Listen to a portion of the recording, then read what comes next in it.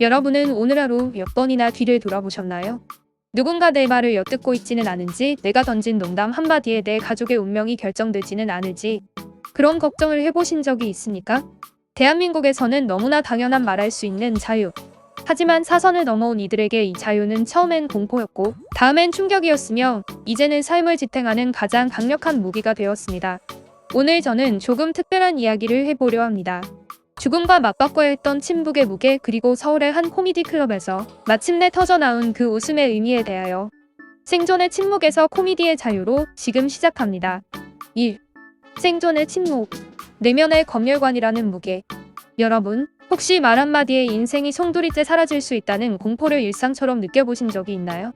북한에서의 삶은 단순히 물리적인 배고픔과의 싸움만이 아닙니다.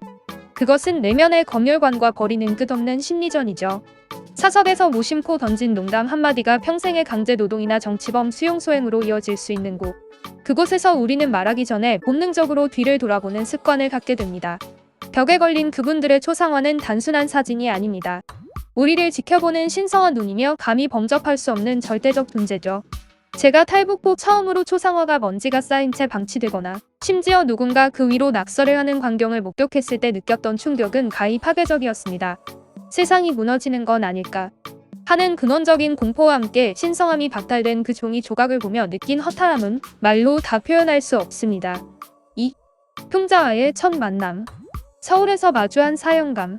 서울에 온 지 얼마 되지 않았을 때 TV 예능 프로그램에서 한 코미디언이 대통령의 말투와 제스처를 흉내내는 모습을 본 적이 있습니다. 그 순간 제 몸은 본능적으로 얼어붙은 반응을 보였습니다. 심장은 터질 듯이 뛰고 손끝은 차가워졌죠. 북한에서라면 저 코미디언은 물론이고 그 공연을 보고 웃는 관객들까지 모두 무사하지 못했을 테니까요. 저래도 되는 거야. 저러다 정말 잡혀가면 어떡해?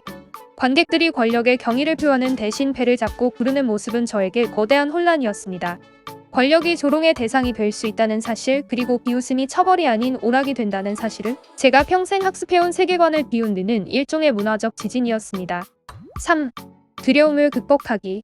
위험한 무기에서 자유의 도구로.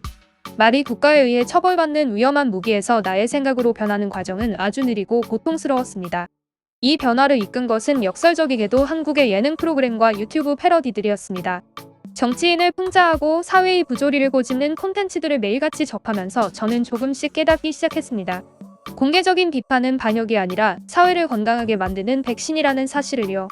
표현의 자유는 헌법에 적힌 딱딱한 문장이 아니었습니다. 그것은 내가 오늘 점심 메뉴를 고르듯 내가 동의하지 않는 것에 대해 아니요라고 말할 수 있는 아주 일상적이고 개인적인 자율성의 실천이었습니다. 4. 코미디 클럽 혁명. 마이크를 잡은 탈북자들. 최근 서울의 홍대나 강남의 코미디 클럽에서는 흥미로운 광경이 펼쳐집니다. 탈북자들이 직접 마이크를 잡고 자신들의 과거와 현재를 풍자하는 스탠드업 코미디 무대에 서는 것이죠. 그들은 과거의 무미건조하고 각본에 짜여진 선전 공연 대신 날 것 그대로의 생동감 넘치는 목소리를 냅니다. 자신의 아픔을 유머로 승화시키는 이 과정은 단순히 웃음을 주는 것을 넘어 민주사회로 통합되는 가장 강력한 다리가 됩니다. 비판받지 않는 권력이 얼마나 고루한지를 폭로하고 자신의 목소리를 되찾는 이 현장은 그 자체로 하나의 작은 혁명입니다. 자유로운 토론이 오가는 이 혼란스럽고 시끄러운 현실이 각본대로 움직이던 고요한 과거보다 훨씬 더 인간적이라는 것을 그들은 온몸으로 증명하고 있습니다. 5. 살아있는 선물로서의 민주주의. 종종 우리는 공기처럼 당연하게 누리는 자유의 소중함을 잊곤 합니다. 하지만 목소리를 낼 기회가 없었던 사람들에게 이 자유는 생존의 선물과도 같습니다. 저는 믿습니다. 한 사회가 얼마나 건강하고 투명한지를 가늠하는 궁극적인 척도는 바로 지도력을 마음껏 조롱할 수 있는가에 있다는 것이요. 권력을 비웃을 수 있다는 것은 그 권력이 시민의 통제 아래 있다는 가장 확실한 증거이기 때문입니다. 반대 의견을 표명할 권리, 권위의 엄숙함을 깨뜨릴 권리는 인간의 존엄성을 지키는 마지막 보루입니다. 우리가 이 소란스러운 자유를 소중히 여겨야 하는 이유는 명확합니다. 침묵이 강요되는 세상은 곧 영원히 죽어가는 세상이기 때문입니다. 오늘 여러분의 목소리는 안녕하신가요? 당연하게 누리는 말할 수 있는 자유가 누군가에게는 평생을 걸고 얻어낸 기적임을 기억해 주셨으면 좋겠습니다. 비판할 수 있다는 것, 조롱할 수 있다는 것, 그리고 무엇보다 내 목소리를 낼 수 있다는 것. 우리가 공기처럼 당연하게 여기는 이 권리는 누군가에게는 평생을 걸고 쟁취해야 했던 생존의 열매였습니다. 권력을 비웃을 수 있는 사회는 건강합니다. 지도자를 풍자할 수 있는 나라는 안전합니다. 비판의 목소리가 시끄럽게 울려 퍼지는 세상이야말로 인간의 존엄이 살아 숨쉬는 곳이기 때문입니다.